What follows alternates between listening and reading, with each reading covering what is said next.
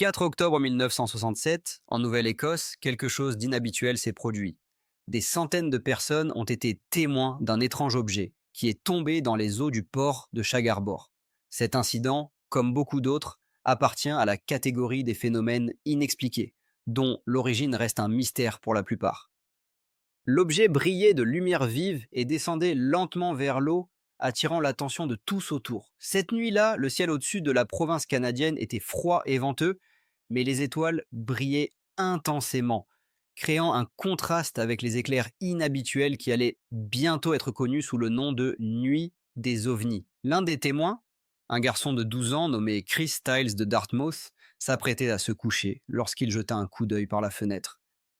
Ce qu'il vit le bouleversa à jamais. Le long de la ligne côtière, une étrange lumière orange ondulait. Je n'ai jamais rien vu de tel auparavant, se souvient-il. Le temps légèrement brumeux rendait difficile la distinction des détails, mais Styles, attrapant sa veste, courut dehors pour voir de plus près. Il fut l'un des premiers sur la rive et aperçut une étrange sphère orange située à 20 mètres de lui. Sa couleur était celle d'un métal incandescent, décrit-il. L'objet flottait au-dessus de l'eau à une hauteur d'environ 4 mètres, rompant le silence. J'ai eu peur et après quelques minutes, je me suis enfui. Pendant que Styles cherchait un abri, l'étrange objet continuait à circuler au-dessus de Shag-Harbor, laissant des impressions inoubliables dans la mémoire des témoins. À 12 ans, j'ai ressenti pour la première fois une peur indescriptible, dit-il, soulignant comment cet événement a changé sa perception de la réalité. Une heure plus tard, dans un petit village de pêcheurs au sud de la péninsule de Parénée, des éclairs étranges furent également remarqués. Un pêcheur de 18 ans, Laurie Vikens, rentrait chez lui avec 3 amis lorsque son attention fut attirée par un objet inhabituel dans le ciel. Nous nous dirigeons vers Woods Harbor à travers Shag Harbor, raconte-t-il. Après être passé devant le bureau de poste, nous avons vu dans le ciel d'abord un éclair, puis un autre et encore un autre. Au total, il y en avait 4, de couleur jaune et orange. Vikens s'efforçait de ne pas perdre de vue les étranges éclairs. L'objet a commencé à descendre silencieusement sous un angle de 45 degrés. Ajoute-t-il, on aurait dit qu'il se déplaçait avec eux, mais lorsqu'ils atteignirent le bas de la colline, l'objet disparut soudainement. À quelques kilomètres de là, un autre jeune homme de 18 ans, Norman Smith, rentrant d'une fête avec un ami, remarqua également une lueur dans le ciel. À première vue, il était évident que cette lumière inhabituelle avait une origine extraterrestre, partage-t-il. Ils s'arrêtèrent au bord de la route et Smith sortit de la voiture pour mieux voir les éclairs.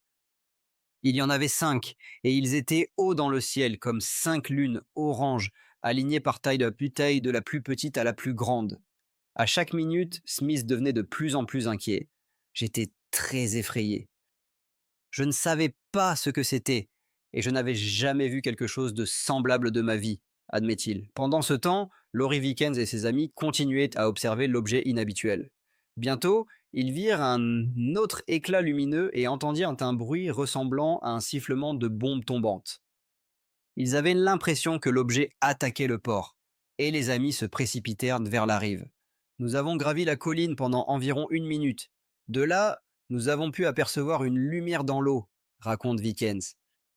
En arrivant au bord de l'eau, ils virent une lumière qui ressemblait davantage à une hémisphère de teinte jaunâtre. La première chose qui m'est venue à l'esprit, c'est d'appeler la police et de signaler que nous étions témoins d'un accident d'avion, se souvient-il. À ce moment-là, ils étaient convaincus qu'il s'agissait réellement d'un accident d'avion. Vikens retourna à la voiture et se rendit à la cabine téléphonique la plus proche pour signaler ce qui s'était passé. La nuit où l'événement mystérieux s'est produit, Laurie Vikens appela le commandement de la police canadienne, connu sous le nom de GRC. L'horloge affichait 23h25 lorsque le gendarme de garde répondit à son appel et entendit la voix excitée de Vikens. Les policiers supposèrent d'abord que les appelants pouvaient être sous l'influence de l'alcool, mais Vikens insista sur le fait qu'ils n'avaient rien bu. L'officier se contenta de demander le numéro de la cabine téléphonique d'où l'appel avait été passé. Le scepticisme du policier se transforma rapidement en méfiance lorsque, après la conversation avec Vikens, d'autres appels commencèrent à arriver de résidents des localités voisines, qui racontaient des histoires similaires. Les policiers n'avaient d'autre choix que de croire à ce qui se passait. Bientôt, ils rappelèrent Vikens pour préciser leur emplacement et convenir d'un rendez-vous. Vikens communiqua ses coordonnées et ajouta qu'il continuait à surveiller la situation. À ce moment-là, Norman Smith avait déjà averti les gens de l'apparition de l'objet mystérieux au-dessus du port. Lorsque Vikens et ses compagnons arrivèrent chez son père, celui-ci sortit à leur rencontre dans la rue. Tous ensemble, ils regardaient les étranges objets dans le ciel. Bientôt, ils entendirent des sons des voitures de police. Smith se dirigea vers la voiture de police vers le parking au bord de l'eau, où une foule de résidents locaux s'était déjà rassemblée. Sur place, il y avait environ 16 personnes, y compris des policiers, qui regardaient d'un faisceau de lumière descendant vers la surface de l'eau. Tous les présents, tant les habitants de la ville que les policiers, voyaient une lumière jaune-orange pâle à environ 250 mètres du rivage. Autour d'eux, c'était une obscurité totale, et le seul élément discernable était la lumière sur l'eau. Ils observèrent ce phénomène pendant environ 10 minutes, montant au sommet d'une colline pour mieux voir. Tous pensaient être témoins d'un accident d'avion. À 23h38, l'un des policiers appela Halifax, au service central de sauvetage, pour organiser une opération de recherche et de sauvetage. Les policiers contactèrent également le point de garde-côte le plus proche et les gardiens des phares déclenchèrent l'alerte. Cette nuit-là, l'un des gardiens de phare reçut un message concernant la recherche d'un objet qui s'était écrasé dans le port. Pendant ce temps, les policiers commencèrent leur propre enquête. À bord des bateaux de pêcheurs locaux, ils se dirigèrent vers le lieu présumé du crash, tandis que les habitants de la ville participaient activement aux recherches. L'un d'eux s'approcha de la maison de Vikens et son mari, en regardant par la porte, aperçut un policier. On leur informa qu'un objet était tombé dans l'eau dans le port et qu'il s'agissait probablement d'un avion. Le policier avait urgemment besoin de leur bateau et il était pressé. Plus tard, en rentrant chez lui, Vikens rencontra un pêcheur local qui lui dit avec excitation qu'il devait aider à retrouver des survivants de l'accident d'avion. Vikens ne pouvait pas refuser et se dirigea avec le pêcheur vers le lieu de l'incident. Ils se hâtèrent vers le quai, montèrent dans des bateaux libres et commencèrent à ramer aussi vite que possible pour sauver quelqu'un. À ce moment-là, il était déjà environ minuit. Deux bateaux de pêche disparurent rapidement dans l'obscurité, tandis que des faisceaux de projecteurs de sauvetage glissaient sur la surface de l'eau. Les recherches commencèrent, et ils scrutèrent attentivement les débris à la surface, mais ne trouvèrent rien. Les personnes dans les bateaux étaient dans un état de dépression, se préparant à voir des débris d'avions et des corps flottants, mais à la place, ils découvrirent quelque chose d'étonnant, une mousse orange qui formait une longue bande à la surface de l'eau. Il ne faisait aucun doute que l'apparition de cette mousse mystérieuse était liée à l'objet tombé dans l'eau. Norman Smith tenta de prélever des échantillons de cette substance pour analyse. Après avoir fait un tour, le bateau entra à nouveau dans la mousse et il trouva un petit récipient qu'il plongea prudemment dans l'eau, directement dans la mousse. Lorsqu'il souleva le récipient, il découvrit qu'il était vide. Il n'y avait absolument rien à l'intérieur. Ce témoin, un pêcheur avec de nombreuses années d'expérience, a noté qu'il n'avait jamais vu quelque chose de semblable. Il avait pêché dans des rivières, des lacs et dans l'océan ouvert. Mais la étrange écume qui disparaissait progressivement dans l'eau sombre lui était inconnue. Ce qui l'a le plus surpris, c'est l'absence de débris sur le lieu de la catastrophe. Si quelque chose était tombé dans l'eau seulement quelques minutes auparavant, cela s'était complètement dissous. Tous les présents espéraient trouver au moins quelques preuves de l'accident ou de la catastrophe aérienne, mais il n'y avait rien sur place. Absolument rien.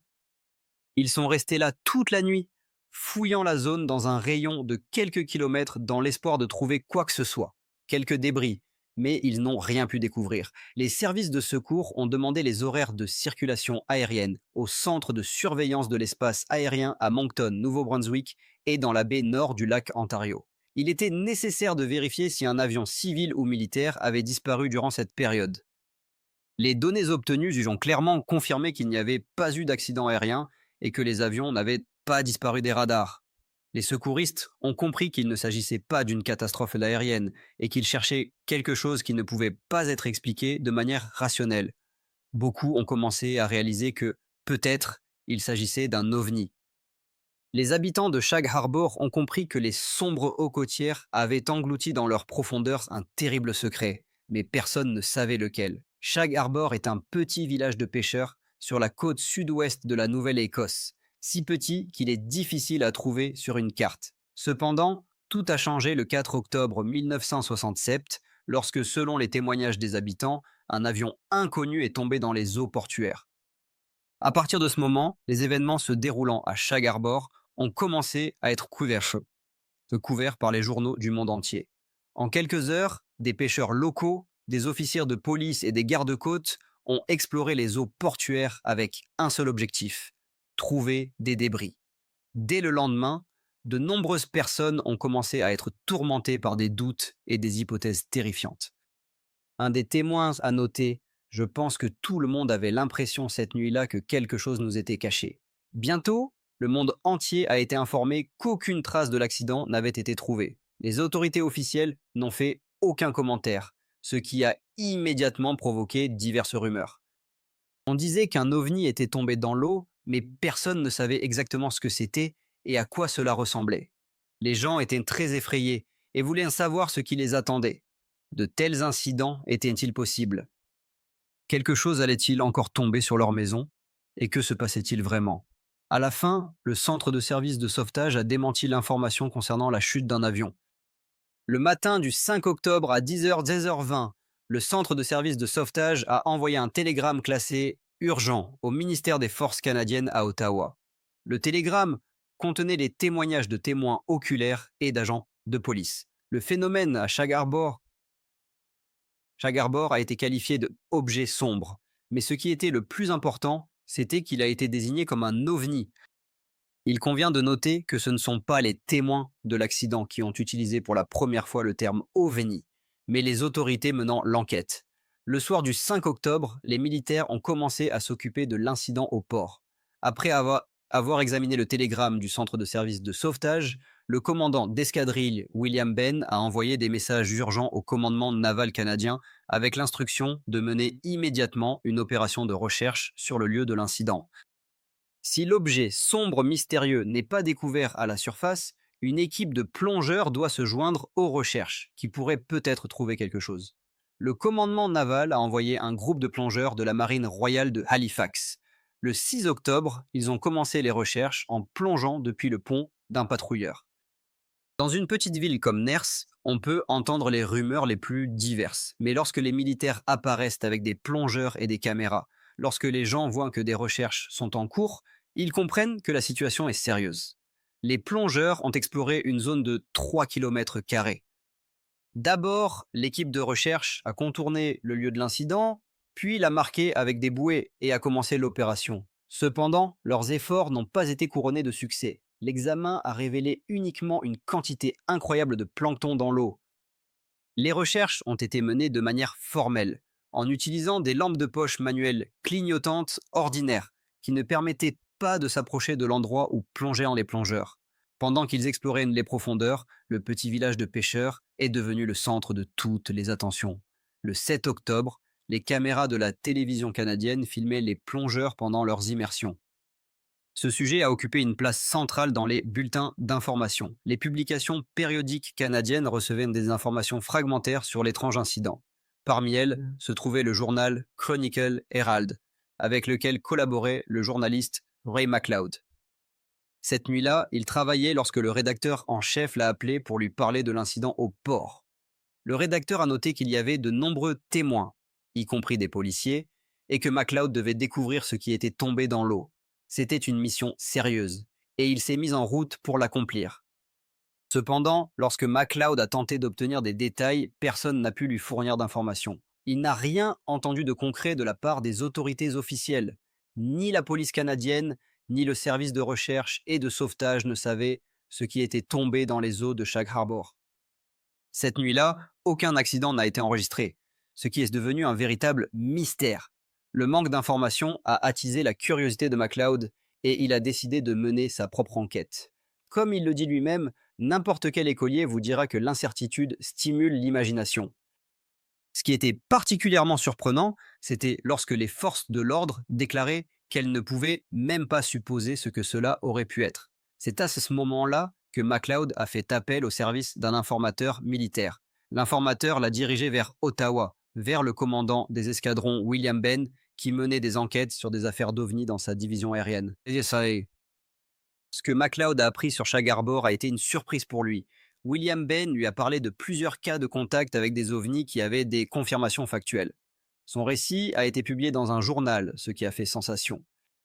Le 7 octobre 1967, le matériel préparé par MacLeod a été imprimé en première page du journal ultra-conservateur Chronique de Géride.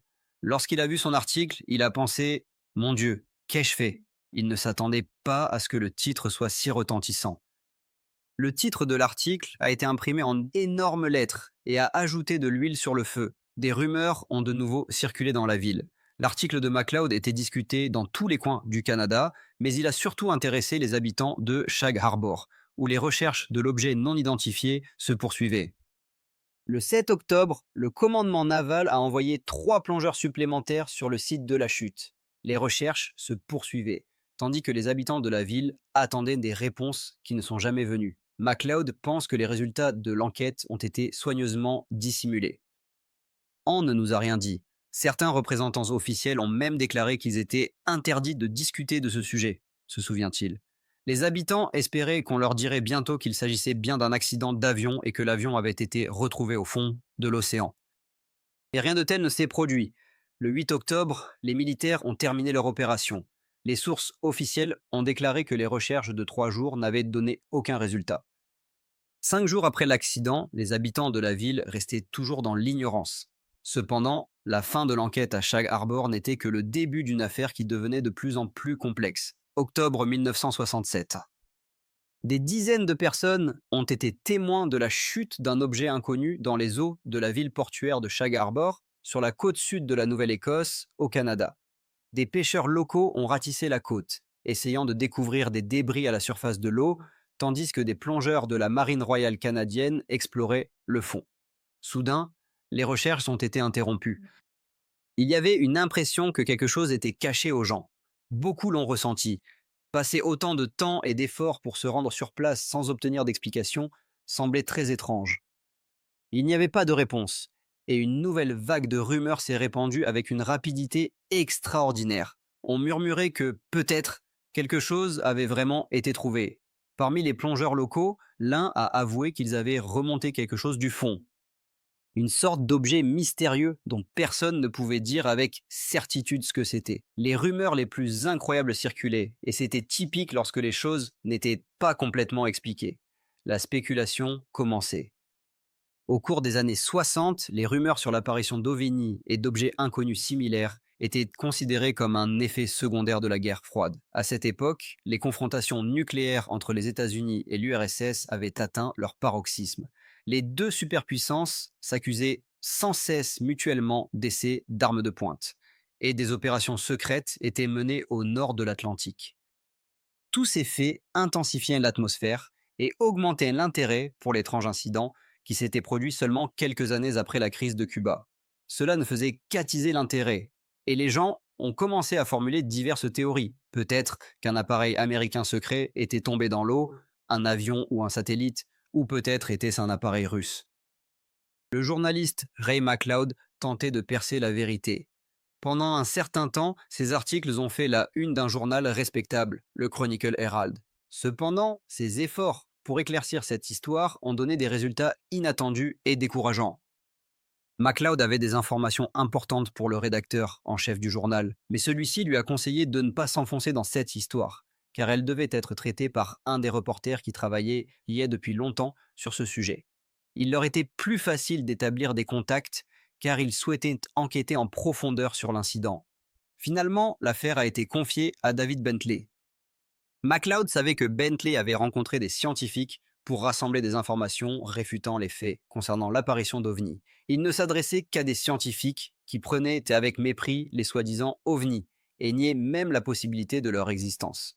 Le principal allié de Bentley était l'astronome prêtre Michael Borg-Gaffney, qui, en tant que jésuite, était sceptique à l'égard de tels phénomènes. Il avait son propre point de vue et il s'efforçait toujours de calmer les passions humaines autour des objets non identifiés. Quelques semaines après l'incident inhabituel, Michael Borg-Gaffney a tenu une discussion publique sur les événements de Shag Harbor, essayant de rassurer les gens. Il a expliqué que 94% des soi-disant ovnis étaient des phénomènes naturels ordinaires, tels que des météorites. Pendant que le prêtre exposait ses arguments, Styles se demandait ce que le groupe de William Ben avait réellement découvert. Des rumeurs circulaient selon lesquelles quelque chose de concret aurait pu être trouvé dans les eaux portuaires. Stiles a demandé à Bentley pourquoi il ne se rendait pas à Ottawa auprès du commandant des escadrons William Ben. À quoi Bentley a répondu qu'une telle personne n'existait pas et qu'il n'y avait pas non plus d'escadron similaire à Ottawa. Il a conseillé à Styles d'oublier cette histoire. Est-ce que le Chronicle Herald subissait des pressions de la part des autorités canadiennes? McLeod a compris que cette histoire ne paraîtrait jamais dans les journaux. Il était difficile de réaliser que l'on ne pouvait pas utiliser ses relations et ses contacts pour faire connaître la vérité aux gens. Après tout, ils avaient le droit de savoir ce qui s'était passé là-bas. Le journaliste se sentait impuissant lorsqu'il ne pouvait pas le faire. Bientôt, des représentants de la télévision canadienne ont franchi la frontière de leur pays et se sont dirigés vers l'Université du Colorado pour rencontrer le célèbre physicien Edward Condon. Condon et son équipe menaient des recherches pour l'US Air Force dans le cadre d'un contrat de 500 000 $. Les scientifiques avaient pour tâche de fournir une évaluation indépendante du phénomène OVNI. Condon avait observé de tels phénomènes à travers le monde et s'était intéressé aux événements de Shag Harbor. Il était nécessaire de déterminer si l'US Air Force devait enquêter sur ces incidents étranges. Du point de vue de l'ufologie, cet événement suscitait de l'intérêt. Malgré des ressources considérables et un personnel hautement qualifié, Chris Styles pensait que Condon et son équipe n'avaient pas accordé l'attention nécessaire à cette affaire. Le dossier avait été transmis à Norman Levin, qui avait appelé plusieurs fois l'ATA, le commandement de la police canadienne et le ministère de la Marine.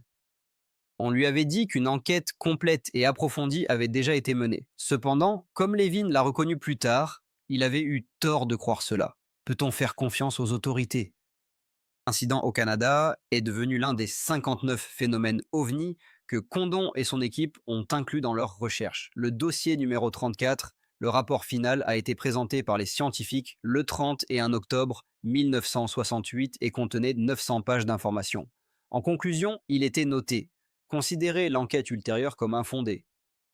Condon a résumé le rapport par ces mots, affirmant que, au cours des 20 dernières années, rien n'était arrivé sur Terre depuis l'espace qui pourrait être rattaché à la science de l'ufologie et qui ajouterait aux connaissances scientifiques. Chris Styles réfléchissait au fait que la recherche scientifique sérieuse sur les ovnis se termine toujours de la même manière, car les critères sont assez stricts. Souvent, lorsque de tels événements se produisent, peu importe la définition que vous utilisez et à quel point vous êtes précis et minutieux. En fin de compte, personne ne croira de toute façon. C'est exactement ce qui s'est passé avec l'histoire de Shag Harbor où personne n'a insisté pour obtenir des réponses. Ainsi, l'incident dans le port canadien est devenu un autre mystère non résolu. Les nouvelles de cet événement ont progressivement glissé des premières pages aux dernières. Un mois plus tard, on avait déjà oublié ce qui s'était passé. Les gens continuaient à vaquer à leurs occupations quotidiennes, mangeaient des sandwichs et allaient au travail. Cependant, 25 ans plus tard, l'enquête sur l'incident de Shag Harbor a pris un nouveau tournant. Grâce à plusieurs découvertes sensationnelles, il est devenu clair qu'il était encore trop tôt pour clore le dossier. En octobre 1967, plus d'une dizaine de personnes ont été témoins de la chute d'un ovni dans les eaux de Shag Harbor. Même après 25 ans, de nombreuses questions concernant cette affaire restaient sans réponse. C'était un événement tout à fait extraordinaire. Un objet quelconque s'était posé du ciel sur l'eau, mais ce qu'il était exactement demeurait un mystère. L'un des témoins de cette nuit-là, Chris Styles, ne peut toujours pas oublier ce qu'il a vu au-dessus du port. Il a aperçu l'OVNI par la fenêtre de sa maison. Plus tard, en 1992, Chris a regardé une émission de télévision qui a changé sa vie. Il s'est souvenu des événements de Shag Harbor, car à l'époque, personne ne contestait qu'il s'agissait d'un véritable OVNI, y compris les responsables officiels. À ce moment-là, il avait presque oublié ce qu'il avait vu dans son enfance, mais il a décidé de mener sa propre enquête. Styles a demandé des documents concernant cette affaire aux Archives nationales canadiennes et au département de la Sécurité nationale. Après quelques semaines, les documents sont arrivés à la bibliothèque principale de Halifax sous forme de microfilms. Un travail minutieux a commencé. En parcourant document par document, Styles a réalisé que les bureaucrates qui les avaient rédigés n'avaient rien omis. Les microfilms contenaient des informations sur l'apparition des ovnis au Canada entre 1965 et 1981. C'était comme chercher une aiguille dans une botte de foin. Pendant plusieurs semaines, Chris a étudié les microfilms et dans l'un des documents officiels, il a clairement réalisé qu'il avait devant lui une lettre importante avec une histoire. L'inscription OVNI, il l'a rencontrée 3 fois sur 3 enveloppes, toutes liées à l'incident de Shag Harbor. Steele a compris qu'il avait devant lui des documents uniques. Est-ce qu'il venait de tomber sur ce que le gouvernement du Canada avait soigneusement caché? Chris Stiles a réalisé qu'il avait besoin d'aide. Il a contacté son collègue Don Lejeune, et ensemble, ils ont commencé à enquêter sur les événements survenus à Shag Harbor. Pendant 1 an ou 1 an et demi, Stiles a rassemblé des matériaux et recherché des témoins, s'immergeant dans ce sujet avec passion. En fin de compte, il a impliqué dans l'enquête moi aussi, et je ne pouvais pas lui refuser. L'étude minutieuse des documents déclassifiés a permis de reconstituer les détails de cette nuit-là, le 4 octobre 1967, et de se souvenir de tout dans les moindres détails. Ces documents m'ont fait une impression colossale, me coupant littéralement le souffle. En les parcourant, Stiles a compris que les militaires canadiens savaient beaucoup plus qu'ils ne le disaient. Il a été surpris de constater que les militaires prenaient calmement le fait de rechercher un objet d'origine extraterrestre. Cela pouvait être considéré comme une confirmation officielle de l'existence des ovnis. Stiles a découvert que des événements similaires s'étaient produits non seulement à Shag Harbor. Des témoignages de témoins avaient été recueillis de différents coins de la Nouvelle-Écosse. Étonnamment pour lui, il est tombé sur un rapport qui pouvait être considéré comme une source fiable. Il s'appelait Test des pilotes de l'aviation civile. Ce soir-là, à 19h15, 2 pilotes des lignes aériennes canadiennes, le capitaine Pierre Charbonneau et le premier pilote Robert Ralph, volaient sur le vol numéro 305 à une altitude de 5 km au-dessus de la partie sud-est du Québec. Ils ont vu par la fenêtre gauche du cockpit un objet qui les a frappés par son apparence. C'était un objet coloré allongé, ressemblant à un cerf-volant, qui planait juste au-dessus de l'avion, près de son aile gauche. Les pilotes expérimentés étaient perplexes en voyant cet étrange objet flotter dans les airs, puis ils ont vu plusieurs éclairs. Selon leurs témoignages, lorsqu'ils ont commencé à entreprendre des actions, l'OVNI disparaissait dans les nuages. Après quelques hésitations, les pilotes ont décidé de faire un rapport officiel sur cet étrange incident. Pour un pilote de l'aviation civile, cela n'était pas facile. Il pouvait faire face aux moqueries de ses collègues et à des problèmes avec la direction, ce qui pouvait le rendre objet de raillerie. Poursuivant ses recherches, Stiles est tombé sur une source d'information inattendue.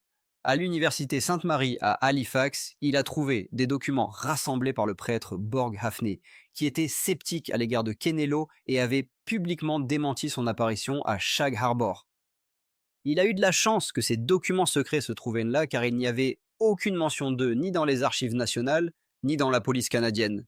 Les documents de la police canadienne, rassemblés par le prêtre Gaffney, contenaient de nombreux détails sur cette nuit-là.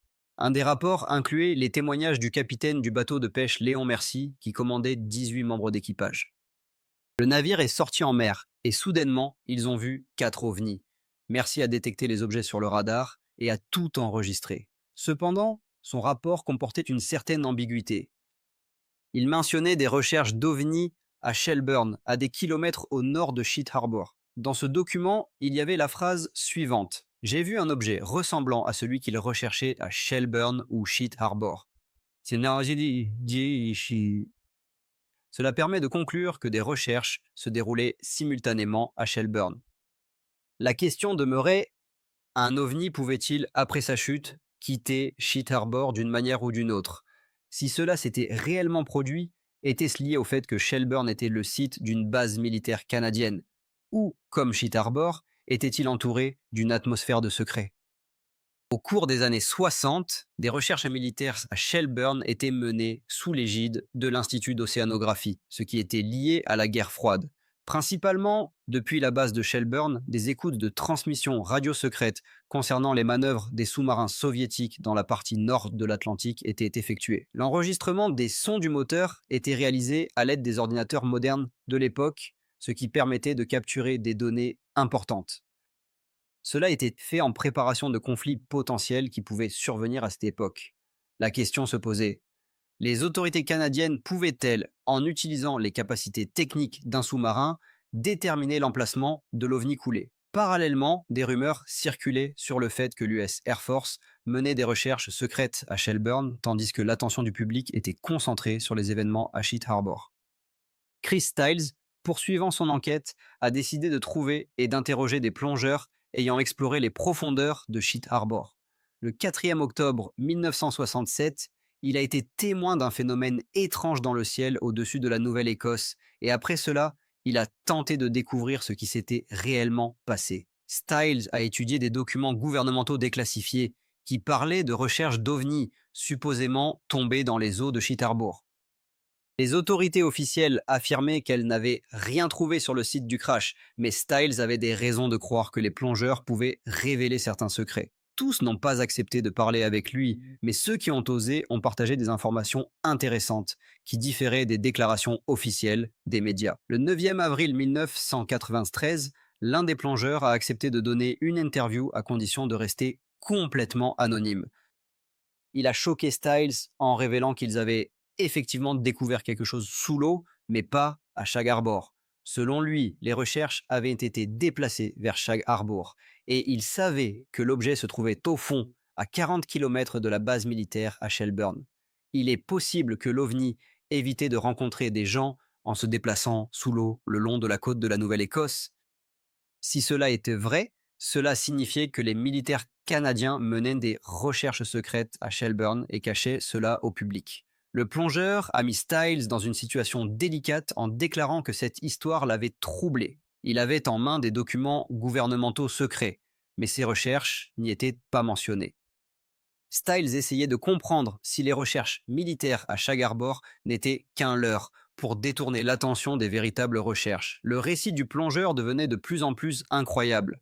Lorsque les plongeurs sont arrivés sur les lieux, ils se sont immergés dans l'eau au-dessus de l'objet présumé et l'ont vu, ainsi qu'un autre objet qui, selon eux, apportait de l'aide au premier. Style ne savait pas comment réagir à cette information, car elle contredisait complètement les données officielles. Le plongeur a déclaré que des navires de l'US Air Force et des bateaux canadiens avaient jeté l'ancre au-dessus des objets et suivaient chacun de leurs mouvements. Lorsqu'ils se sont immergés avec son partenaire, ils ont vu des êtres vivants entourant l'objet tombé. Cependant, le récit du plongeur canadien ne s'est pas arrêté là. Il a rapporté que l'US Air Force avait étudié les objets pendant 7 jours, mais l'opération avait été soudainement interrompue en raison de l'apparition d'un sous-marin soviétique qui avait traversé les eaux territoriales canadiennes. Dans cette situation critique, les navires ont dû partir à l'interception du sous-marin. Après un certain temps, les deux ovnis ont commencé à se diriger vers la baie de Maine, ont émergé à la surface et se sont envolés, compromettant ainsi l'opération d'interception. La question se posait, y avait-il d'autres témoins qui pourraient confirmer cette histoire fantastique du plongeur? Quelqu'un avait-il vu ces objets mystérieux apparaissant au-dessus de Shelburne? Le 11e octobre, exactement une semaine après les événements à Shag Harbor, des gens ont de nouveau remarqué une lumière étrange dans le ciel. Elle a été aperçue par une famille vivant à 55 km de Shelburne. À ce moment-là, ils observaient ce qu'on appelle le Lockland Cameron et virent deux objets lumineux s'élever dans le ciel au-dessus de Shag Harbor et disparaître au loin. Ce témoignage correspondait parfaitement au récit du plongeur, et il est impossible de l'ignorer. La question demeure, le plongeur avait-il raison? Un vaisseau spatial extraterrestre s'est-il réellement écrasé et est tombé dans les eaux du port, ou existe-t-il une autre explication? L'ancien gardien Meika partage son expérience. Le deuxième jour, j'ai trouvé un objet en forme de cylindre. J'ai compris que c'était un cylindre inhabituel. Je n'en avais jamais vu de tel auparavant. Il décrit que le cylindre mesurait environ 80 cm de long et environ 150 de diamètre. Une partie du cylindre était brûlée et des fils en sortaient. Et ça sentait. Ça sentait terriblement. Le gardien Banks a informé le ministère des Transports canadien de sa découverte, un étrange cylindre sur la côte rocheuse de l'île Bon-Portage. Au ministère, on lui a conseillé d'être prudent, de conditionner l'objet et de le remettre à un agent au port pour inspection. Cet objet devait leur être très utile, car un agent a été envoyé par avion depuis la Virginie, ajoute Churchill. Cependant, qu'y avait-il d'aussi inhabituel à l'intérieur du cylindre? Bien qu'il travaillât pour le gouvernement fédéral, la réponse à cette question restait pour lui une énigme. Les oubliettes de ces jours demeurent encore un mystère pour tous, dit-il. Selon certaines hypothèses, ces événements pourraient être liés à des expériences militaires secrètes de l'époque de la guerre froide. Je suppose qu'il s'agissait d'un type de drone qu'ils ont voulu ramener à leur base. Et pourquoi pas? Je pense que c'était un objet piloté qui s'est écrasé tout seul ou qui a été abattu. Je considère que c'était un avion. Un avion militaire américain. Néanmoins, ses opposants affirment qu'un objet capable de fonctionner à la fois au-dessus et en dessous de l'eau ne peut être que d'origine extraterrestre. Même maintenant, à l'époque des avions invisibles, il n'existe aucun appareil ayant à la fois des fonctions aérodynamiques et hydrodynamiques, souligne-t-il. La question de ce qu'était cet objet reste ouverte et continue de préoccuper beaucoup de monde. Quoi qu'il en soit, il était contrôlé par un être intelligent, et il était extraterrestre, ajoute-t-il avec espoir. Peut-être qu'un jour, les archives militaires liées aux essais secrets verront le jour. Si cela se produit, peut-être que la lumière sera faite sur les événements mystérieux à Sheikh Harbour qui se sont déroulés le 4 octobre 1967. Nous n'avons plus qu'à attendre. Pendant ce temps, les souvenirs des personnes ayant vu la chute d'un étrange objet dans l'océan, cette nuit-là, deviennent de plus en plus floues. Je scrute encore le ciel et j'essaye d'y distinguer quelque chose qui ressemble à l'objet que j'ai vu cette nuit-là, il y a plus de 30 ans. J'aimerais tant savoir ce que c'était en réalité.